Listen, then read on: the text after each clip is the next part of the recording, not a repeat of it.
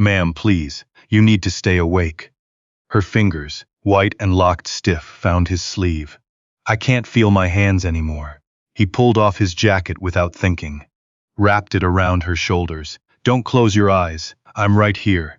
He didn't know her name, didn't know what stopping would cost him, or what it would bring. But the next morning, a woman in a navy suit knocked on the door of a man who had almost nothing left to lose. And his life split clean in two, before that night and after. But before the parking lot, before the ice storm, before the bench, you need to know who this man was. His name was Walter O.B., 63 years old, widower, retired machinist who'd spent 31 years at the Brampton parts plant, before the line shut down and took his pension with it. He had a bad hip that clicked on cold mornings, and a hearing aid he sometimes forgot to charge. He drove a 2009 Dodge Caravan with a cracked rear bumper he'd been meaning to fix since 2021. He wore the same gray work coat in October that he wore in February, because it was the only one he owned that still had all its buttons. After Marie died 4 years ago now, ovarian cancer, 7 months from diagnosis to the end. Walter had moved from their house in Mississauga to a one-bedroom apartment in Hamilton. Not because he wanted to, because the house had her handwriting on the inside of the pantry door, heights of their 2 sons marked in pencil, and he couldn't look at it anymore without his chest caving. The apartment smelled like the previous tenant's cooking oil. The radiator knocked all night. The window in the bedroom didn't close all the way. He told his sons it was fine. They were busy. David had 3 kids under 7 in Calgary. Queasy was working 60-hour weeks at a logistics company in Ottawa. Walter didn't want to be one more thing they had to manage, so he made his own coffee at 5:30 every morning, ate toast with peanut butter standing at the counter because sitting at the table alone felt too formal, and spent his afternoons doing one of 3 things: walking the escarpment trail if his hip allowed it, reading at the library on Barton Street, or taking on handyman jobs through a neighborhood Facebook group because the machinist pension that disappeared had taken most of his savings with it. The work was irregular. $30 to fix a leaky tap, $60 to patch drywall, $45 to install a ceiling fan for a woman on Aberdeen who kept calling him young man, which he found baffling and quietly a little kind. Some weeks, the jobs added up to something useful. Most weeks they didn't. On the fridge he kept 2 things: a photo of Marie from their trip to Prince Edward Island, the year before she got sick, her hair doing something wild in the ocean wind, and a printout of a quote he'd typed and printed himself, because he didn't know how else to hold on to it. She used to say it to the boys when they were small. Being useful is the closest thing to being happy. He read it every morning. He wasn't sure he believed it yet, but he was trying. It was November. The kind of cold that settles into Hamilton in mid-month and doesn't leave until April, wet and persistent, the kind that makes your bones feel slow. Walter was coming off a shift at the Eastgate parking facility, $17.50 an hour, Wednesday nights 8 p.m. to 2 a.m., plus a second shift every other Saturday. Not glamorous, necessary. He was saving for one thing. His granddaughter Abina was turning 7 in 3 weeks. David was bringing the kids from Calgary. First time Walter would have all 3 grandchildren in Hamilton at the same time. He had $190 in his account, $160 of it set aside. He'd found a wooden train set at a shop on Ottawa Street, hand-painted, the kind that would last 20 years, priced at $148. He had it reserved under his name. He was going to pick it up on Friday. That was the plan. It was a Wednesday, November 14th. Freezing rain had been falling since sundown, thin and invisible, coating every surface. Walter finished his shift, said goodnight to the attendant coming in to replace him, and walked to the van. His colleague Terrence caught up with him near the elevator. "Yo, Walt. Roads are bad. You going straight home?" Walter nodded. "Take King, not the highway. Ice, on the ramps." Walter said he would. He almost did. The mall parking lot was 3/4 empty, yellow lights, wet asphalt turning to a mirror. Walter drove slowly, headlights picking up the glaze on the ground. He passed the bus shelter at the far end of the lot, the city one, Plastic walls, metal bench. The kind that offers the idea of shelter more than the thing itself. A shape on the bench. Hunched, not moving. He almost kept driving. It was after 2 a.m. It was freezing. He had to be up at 7. He got about 40 feet past the shelter before something sat wrong in his chest. He stopped, reversed, pulled up close. An elderly woman, tiny under a winter coat that looked too thin for the night. White hair soaked flat, no hat, no gloves. A reusable grocery bag on her lap, handles looped over both wrists like she'd been holding on. "Ma'am?" She didn't look up. "Ma'am." He got out of the van. The freezing rain hit his face. He crossed to the shelter and crouched down beside her. Her face was the color of ash. Her lips had gone past blue. Her breathing came in shallow waves, like she was working hard for each one. "Can you hear me?" Her eyes moved, found him. She opened her mouth, cold. Her voice was almost nothing. Just cold. He pulled out his phone, dialed 911. Nothing. He moved to the edge of the shelter, held the phone up. The signal bar blinked once and disappeared. The ice storm had taken out coverage. He'd find out later. The nearest tower on the mountain had gone down at midnight. He looked around the lot. Not a single car moving. The mall was sealed and dark. No light in any window. No figure walking anywhere in any direction. He looked at the woman. He looked at his van. He did the math that good people do in bad moments, the one that isn't really math at all. Then he stopped doing it. "Ma'am, I'm going to help you to my van, okay? It's warm in there. I'll get you to the hospital." She didn't answer, just that faint tilt of her chin. Something between a nod and a collapse. He reached under her arms. She weighed almost nothing, like lifting a coat off a hanger. He walked her slowly to the passenger side, one hand on her back, one arm taking her weight, settled her in, cranked the heat, aimed every vent at her, pulled the old stadium blanket from behind the seat. Marie had kept it there for the boys' soccer games. He'd never taken it out, and tucked it across her lap. He drove. St. Joseph's was 22 minutes in good conditions. That night it took 38. He kept to side streets where the plows had already been, both hands on the wheel, talking the whole time to keep her conscious. "What's your name, ma'am?" A long pause. Then, quietly, "Iris. I'm Walter." "Keep talking to me, Iris. Tell me anything." Silence for a moment. Then, "I had supper alone tonight." She said it like a confession. "I do most nights now." He understood that in a way he didn't say out loud. He said, "Me too. Peanut butter toast, usually." She made a sound that might have been a laugh. Might have been. He talked to her about Abina's train set, about the shop on Ottawa Street, about how Abina had inherited Marie's expressions, that one squint she did when she was deciding whether to trust something. He talked to keep Iris here, in this van, in this night, alive. It was the only thing he had to give, and he gave all of it. They passed a development sign on Queenston, lit from below. Tall letters, blue and white. Sinclair Group. Building communities since 1978. Walter kept his eyes on the road. Iris's eyes shifted toward it. Something moved in her face. Something private. Then it was gone. St. Joseph's. 2:47 a.m. Walter carried her through the emergency entrance. A nurse met them at the door with a wheelchair. He gave them everything he knew. Her name, the shelter, the time, her temperature when he'd found her. The nurse moved fast. Then a different voice at the desk. "Sir, we'll need the walk-in copay." $40. Walter stood there. $40. He had $190. He'd already decided $160 of it wasn't his to spend. That left $30 in anything else money. He stood at that counter for 3 seconds. Then he took out his wallet. $30 cash. The last 10 on his card. 40 even. He went and sat in the waiting room. His jacket was still around Iris. He had a thermal undershirt, a flannel, and his work vest. He sat with his hands in his lap and stared at the wall. His account balance, $150. Abina's train set, $148. He had exactly $2 left over. No gas money to get back to the shop before Friday.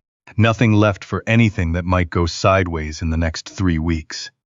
He opened his phone, looked at the photo on his lock screen. Abina at last Christmas, holding a candy cane the size of her forearm, absolutely delighted. He held the phone for a long time. He hadn't broken anything. He'd just spent everything he had. A nurse came out at 3:45 a.m., hypothermia responding to treatment. Stable. She's going to be fine. Walter nodded. Stewed. His body felt like a damp sandbag. He walked toward the exit, then stopped when the same nurse caught up. She's awake, the nurse said. She's asking for whoever brought her in. Walter was tired down to the calcium in his bones, but he turned around. Iris was in the bed, under a heated blanket, IV in her arm, color starting to come back to her face. She looked small against the white sheets. She also looked, he noticed, completely alert. Her eyes were sharp and dark, and watching him with the careful attention of someone who spent her life noticing things. Walter, she said. Sit down. He sat. She asked him questions the way a person does when they already know the shape of the answer and are looking to see if you'll tell the truth. What did he do? Whether he had family, where he lived. He answered honestly, briefly, without complaint. He didn't mention the money. At some point she said, "The copay. You paid it." He shrugged. Somebody had to. She was quiet for a moment. "You don't have to tell me what it cost you," he said. "It didn't cost me anything I can't figure out." She looked at him the way she'd looked at the Sinclair Group sign on Queenston. That same private weight in her eyes. She reached for her purse on the bedside table. "Let me write you a check." He shook his head. "Walter, no ma'am," he said it gently, but flat. "I didn't pull over because I wanted something back." She lowered the checkbook, studied him. She'd been in rooms with a lot of people over a lot of years. She knew when someone was performing integrity and when someone just had it, unremarkably. The way some people have blue eyes. She reached into her purse and pulled out a card instead. Plain white, Iris Sinclair. A phone number. "Nothing else if you ever need anything," she said. "Anything at all." He took it, tucked it in his vest pocket without reading it, and stood up. "Get some sleep, ma'am. You scared me tonight." She almost smiled. "Go home, Walter." The freezing rain had stopped. The roads were quiet and silver. Walter drove home on surface streets, heat on full, Abina's photo on the seat beside him. He'd think about the money in the morning. Tonight he was just glad Iris was warm. He didn't know that she was already on her phone before he reached the parking lot. He didn't know that her assistant had called her twice while she was in the emergency bay, and that she'd let it go to voicemail because she was watching him talk to the nurse at the desk. This man in a work vest, with a cracked bumper van, emptying his wallet without being asked. He didn't know she'd asked the nurse after he left. The copay. What did he say when you told him? Nothing, the nurse said. He just paid it. He also didn't know that someone named Patrick Ossie, no relation to the family Walter half recognized the name from, was going to make 4 calls before sunrise. That one of them would go to the Hamilton Community Fitness Center on Barton, where Walter had volunteered for 2 winters, running the Tuesday tool repair workshop for seniors. That another would go to a woman named Sister Brigitte, who ran the drop-in at Macassa Lodge, and who had a very specific story to tell about a man who came in every second Friday to fix the folding chairs, for free, for 3 years, and who brought peanut butter sandwiches because he remembered that some of the regulars didn't like jam. Walter got home at 4:15 a.m. The apartment was cold because he'd left the bedroom window cracked. He closed it, made himself a tea, sat at the kitchen table, the one he normally avoided, and looked at the photo of Marie on the fridge. He didn't feel like a hero. He felt like a man who was going to have to call his son David and ask him to maybe pick up the train set because he was short, and he wasn't sure how to explain why, without it becoming a whole thing. He fell asleep at the table with the tea still in his hand. His alarm went off at 7. He didn't remember setting it. He sat up, rubbed his face. There was a knock at the door. That was strange. Nobody knocked on his door at 7 in the morning. Nobody knocked on his door much at all. A woman in a navy suit, mid-40s, brisk posture, a leather portfolio under one arm, the kind of person who radiated organized purpose from 20 feet away. Behind her at the curb, an SUV that had no business being on his street. Black, clean, running quietly. Mr. Obi? Her name was Janet Moreira. She worked for Iris Sinclair. "Mrs. Sinclair would like to see you if you're available." Walter squinted at her. "She okay?" being discharged this morning. She'd like you to come to her home. She said to tell you there would be coffee. Walter looked at the suit, looked at the SUV, looked down at himself, flannel shirt, wool socks, reading glasses, still pushed up on his forehead from the table. Give me 10 minutes. He washed his face, changed his shirt, found the card in his vest pocket, left it, turned it over. Iris Sinclair. He turned it over again. That was all it said. In the vehicle, Janet drove without offering conversation, which Walter appreciated. He sat with the card in his palm and thought about the sign on Queenston. Sinclair Group. Building communities since 1978. He thought about Iris's face when they'd passed it. He looked at the card again. Sinclair. His chest tightened. No, that couldn't be right. They left the East End, moved through downtown, kept going into the South Mountain where the streets got quieter and the properties got deeper, past a gate, stone and iron, a long driveway through bare maples, a house that wasn't trying to impress anyone because it had nothing left to prove, low and wide, weathered stone, overlooking the escarpment like it had been there since before the city. A sign on the gate, simple and old, Sinclair. Walter sat with that for a moment. Janet led him inside. The hallway had a long wall of photographs. Iris shaking hands with the mayor. Iris had a groundbreaking, hard hat on, laughing. A magazine, Canadian Business, the cover a decade old. A woman in her 60s at a construction site. Headline below, The Quiet Builder. How Iris Sinclair turned one apartment complex into a $3.1 billion legacy. Walter stopped walking. He read it twice. Then he looked up. Janet was waiting at the end of the hall. He walked on. The morning room was at the back of the house. Sun through tall windows, the escarpment stretching out below. The city spread beyond it. Iris was seated at a round table with 2 coffee cups already poured. She wore a cream sweater. Her hands were steady. She looked nothing like the woman he'd carried out of a bus shelter 9 hours ago. Except for the eyes. Those were exactly the same. Walter sat down. They talked for a long time. She asked him about the machinist work, about the plant closing, about Marie. He told her about Marie. He didn't usually tell people about Marie, but something about Iris made him feel that incomplete answers would be a waste of both their time. She asked about the tool workshop at the fitness center, about the folding chairs at Mikasa Lodge. She'd clearly already spoken to people. He could tell by the questions, too specific to be guesswork. He said, "You didn't have to look all that up," she said. "I wanted to know who you were before I asked you something." He said, "What are you asking me?" She set down her coffee. "I've spent 45 years building things in this city, Walter. Developments, properties, mixed-use projects from here to Guelph." She paused. "What I have not managed in 45 years is figuring out how to put something useful inside the buildings." She looked at him steadily. "I know how to pour concrete. I don't always know what the community needs once I do." Walter said nothing. He was listening. She said, "I own a property on Barton Street. Used to be a hardware store, closed in 2019. It's been empty for 5 years. I have permits. I have a contractor." She set a folder on the table. "What I don't have is someone who understands what the neighborhood actually needs. Someone they'd trust with it." Walter opened the folder. A building plan. A single floor space, outlined with rooms but no labels yet, empty boxes waiting for purpose. His hands went still on the page. Iris said, "I'm thinking a community trades workshop. Accessible. Free. Plumbing, basic electrical, home repair, maintenance skills. The kind of practical knowledge that used to get passed down and stopped being passed down." She paused. "Sister Brigitte tells me you run something like that already.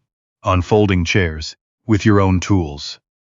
Walter looked up. She said, "I want to fund a real version, a proper facility. You'd direct it, run it the way it should be run, with the people who actually live on that street." The room was quiet. Through the window, Hamilton was just becoming morning, the light coming up gold over the escarpment, the city coming awake. Walter sat very still.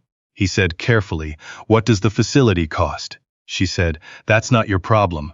He said, "I want to understand what I'm agreeing to." She almost smiled. "Good."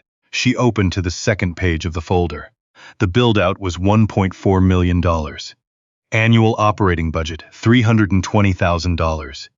2-year commitment to start, with renewal on outcomes.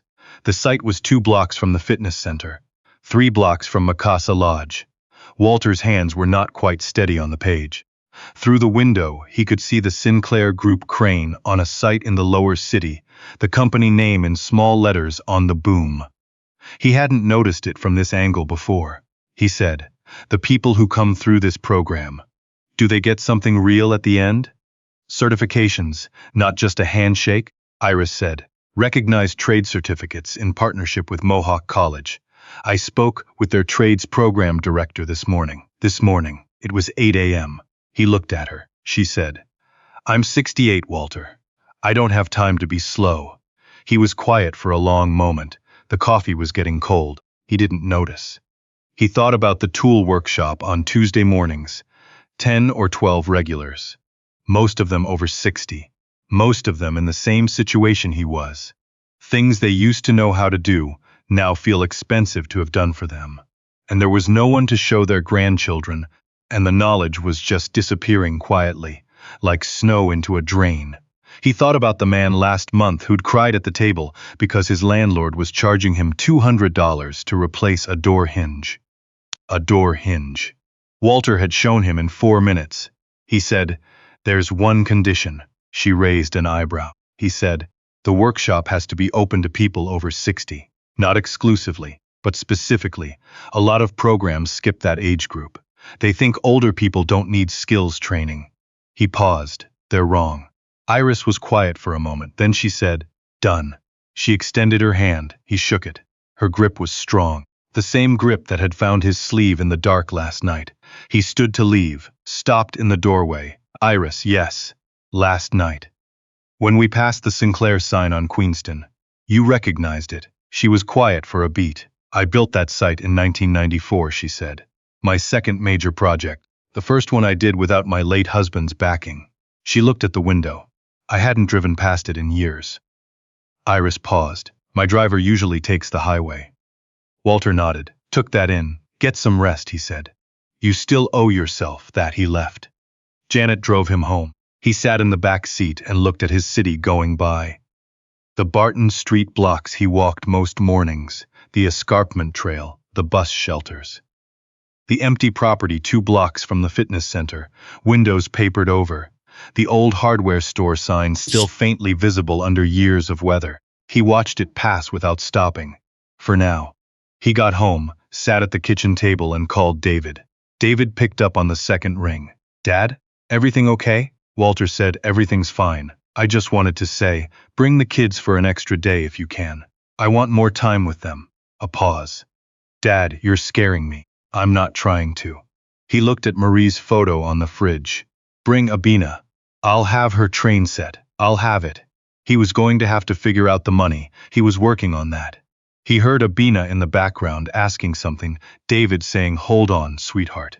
Walter said, "David, your mum used to say being useful is the closest thing to being happy." "Yeah, I remember." "I think she was right," Walter said. "I think I'm starting to understand it." He didn't tell David about Iris yet. He'd tell him when there was something real to see. 2 weeks later, a plain envelope arrived at his apartment. Inside, a check from a numbered company Walter didn't recognize at first glance. It took him a moment to see it, the S in the account name. Then a handwritten note. 4 lines, no signature, for the train set, and the copay, and the jacket you left in my hospital room. "Don't argue." He stood at the kitchen counter holding it for a long time. Then he put on his coat and drove to Ottawa Street, and paid for the train set in full. 6 months later, the Barton Street building was unrecognizable. The papered windows were gone. New glass, clear and wide. Fresh paint on a brick facade that had been invisible under grime for years. A sign above the door, clean and straightforward. OP Community Trade Center. A Sinclair Group initiative. Walter had argued about the name. Iris had not budged. Inside, a plumbing station, a residential electrical bench, a carpentry corner with good tools mounted properly on pegboard, a small classroom with a whiteboard and decent chairs, not folding. In the lobby, 2 things on the wall, A laminated flyer from the Tuesday tool workshop at the fitness center, the kind you'd pull a tab off the bottom. Walter's phone number still on it, the last 3 tabs uncut. Below it, a small brass plate where it started. Next to that, a framed quote. No attribution, just the words. Being useful is the closest thing to being happy. He'd typed it himself, printed it at the library, framed it at the dollar store. It was the only decoration he'd insisted on. Opening day was a Thursday. Cold and clear, the kind of November morning that smells like wood smoke and starts honest. Iris cut the ribbon. Walter stood beside her, his sons on either side of him. David had brought the family, Abina in a purple parka, already asking if she could try the carpentry corner. Queasy had driven from Ottawa. It was the first time in 2 years Walter had all his family in the same room. Sister Bridget gave a blessing. The mayor sent a representative, because the mayor was in Toronto, which Walter thought was probably fine. The first cohort, 41 people. Ages 22 to 79. 3 formerly homeless men who'd come through Macassa Lodge. 8 seniors from the Tuesday group, who'd been waiting for a real space. 12 single mothers from the East End. A retired school teacher named Owen, who wanted to stop paying someone else to fix his eavesdrops. A 19-year-old who dropped out in grade 11 and wasn't sure what came next, but liked working with his hands. 6 months in, 33 of 41 had completed at least one recognized certificate. 19 had taken on paid work. Average first-year earnings for those 19, $44,000. Not a number Walter had expected. One of them had started her own small repair business. Chandra, 43, mother of 2, who'd come in the first week not sure she belonged, and by month 3 was staying late to help other students. The Macassa Lodge folding chairs were fixed again by workshop graduates. Walter donated his own tools to the center, the ones he'd been carrying in a plastic tote. They were mounted on the pegboard now, each one labeled in his handwriting. Terence from the parking facility came to the open house, stood in the doorway looking around for a while, then found Walter. "Bro," he said, "you carried a billionaire through a blizzard." Walter shook his head. "I drove a woman to the hospital. That's all I did." Terence looked at the plumbing station, the electrical bench, the 40 people in the building on a random Tuesday. "Sure," he said. "That's all you did." Iris visited once a month.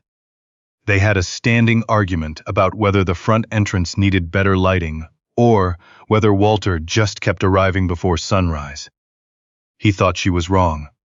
She thought he was wrong. They both thought they were probably going to keep arguing about it. On the wall of the back hallway, 2 things in frames, side by side. The first, a photograph, Walter's old Tuesday workshop at the fitness center, 11 people around a folding table, bad overhead lighting, somebody's extension cord running across the floor as a trip hazard. Honest and imperfect and real. The second, a photograph of a cream-colored jacket, the one Walter had wrapped around Iris in the parking lot, now hanging on a hook in the corner of her morning room at the stone house on the escarpment. He'd seen it on his second visit. She'd kept it. He'd never asked her to. Underneath both photographs, one shared caption: "It only takes one." The real ending, though, the one I keep thinking about, didn't happen at a ribbon cutting. It happened on a Tuesday night in November, a year to the week from the night Walter found Iris. He was locking up the center after an evening session. 11 students, plumbing night, 3 of them close to their certification exam. He walked out to the van. There was a woman on the bench outside. Late 50s, maybe 60. Good coat, but her face was doing something held tight that Walter recognized. Not cold, something else. He stopped. "You all right?" She looked up. She had the look of someone who'd been sitting alone with something too big to carry by herself. "I just walked past this place 3 times, she said, not quite looking at him. "I don't know if this kind of thing is for someone like me." Walter sat down on the bench. The air was cold and clear. He said, "What kind of thing are you looking for?" She looked at the sign above the door, looked back at him. "I don't know," she said honestly, "something useful." He understood that in his whole body. He said, "Monday at 9. Come in. We'll figure out the rest." She nodded, got up, walked off toward Barton Street, hands in her pockets, shoulders a little less tight than when she'd sat down. Walter watched her go. Then he drove home. Abina's drawings were on his fridge now, a whole row of them, held up with magnets. The one in the middle was his favorite. A building, crayon lines, stick figures inside with hard hats. Grandpa's place written at the top in her careful, enormous handwriting. He stood in front of the fridge for a while. The radiator knocked. The winter settled in outside. He thought about Iris on that bench, white hair plastered flat. No hat, no gloves. He thought about 30 cars that had moved through that parking lot. He thought about the woman outside the center. Tonight, the held-tight look in her face, sitting alone with something she didn't yet have language for. He thought about Marie, who used to say that being useful was the closest thing to being happy. He thought she'd been right all along. I've been sitting with Walter's story for a long time. Long enough that I keep coming back to the same part. Not the ribbon cutting, not the center, not even the train set. I keep coming back to a man in a parking lot at 2 a.m., in a work vest, driving a beat-up caravan, looking at a woman who needed help and choosing not to do the math anymore. He had every reason to keep going. A bad hip, an empty account, a 7 a.m. alarm. More reasons than any of us would need. He stopped anyway. And here's what I can't get past. It wasn't because he had more. It wasn't because the timing was right. It wasn't because he'd balanced the ledger and decided he could afford it. He stopped because that's who he was. Simply, without performance. We're all doing that math, whether we admit it or not. Is there enough time? Is there enough money? Is this my responsibility? What will it cost me? What if stopping makes things harder? We're calculating our way through other people's emergencies. Walter didn't stop calculating because he was unusual. He stopped because he already knew the answer. Some decisions are just made in advance, quietly by the kind of person you've chosen to be. And when the moment arrives, you don't hesitate, because there's nothing left to decide. I think about what Iris said to him. Character is the only thing I've never been able to buy. She'd spent decades building things worth billions. She knew the difference. So if this story landed somewhere in you, if you felt something shift, when Walter sat down on that bench next to the woman who didn't know if this was for someone like her, I'd ask you this. What have you already decided, before the moment arrives? Before the math starts? Who are you going to be when the night gets cold and it's just you and a choice? Drop that in the comments. I'd genuinely like to know. Like this video. Subscribe to this channel. These are the stories that deserve to keep being told. And remember this. You don't have to have a lot to matter. Walter had $190 and a cracked bumper van and 40 years of knowing how to be a person. That was enough. More than enough. I'll see you in the next one.